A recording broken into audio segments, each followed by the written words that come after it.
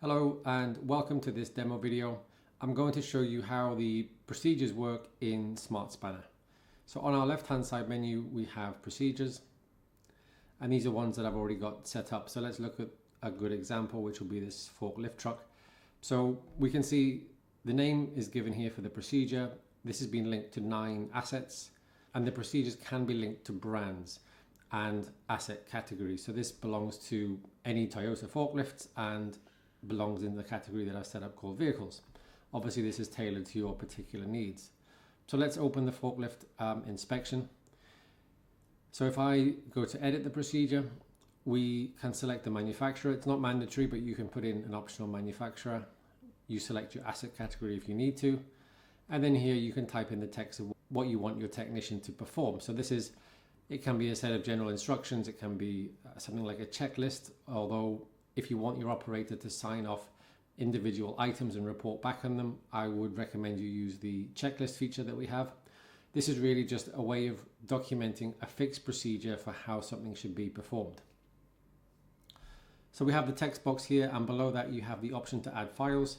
So we've just got a couple of examples here, which will be a forklift diagram. We'll just cancel those edits. Let me just have a look at this. Anything that your technicians may need to perform the procedure. So let's just go back. So back on the procedure, these are the files. If you want to add a file, you can drag and drop them here or select a file.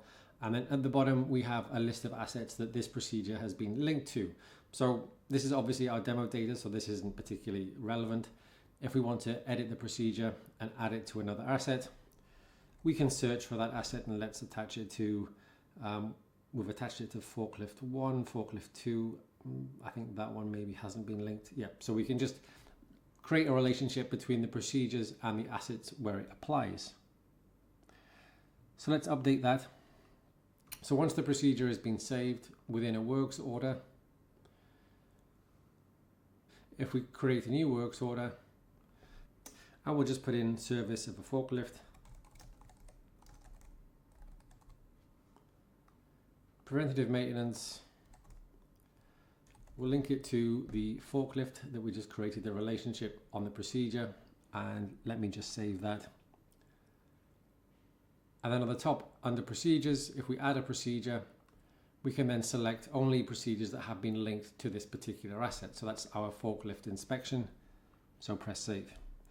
So when your technicians come to use the system and look at a works order, they'll see that there's a procedure because we highlighted at the top with the count or the number of procedures, so we can add more than one procedure if you need to. So when your technicians are using the works order, they'll just click on this procedure and they'll have access to all of the information that you've put in terms of the text description and access to the files. So if you want them to download and print maybe a report or a log sheet, they can do that from within this procedure, but they don't have any access to edit any of the information in this procedure. So we're controlling the instructions that we're given across multiple assets and preventing anyone from editing this unless you have the rights, which sit with our managers and our admins, to access the procedures.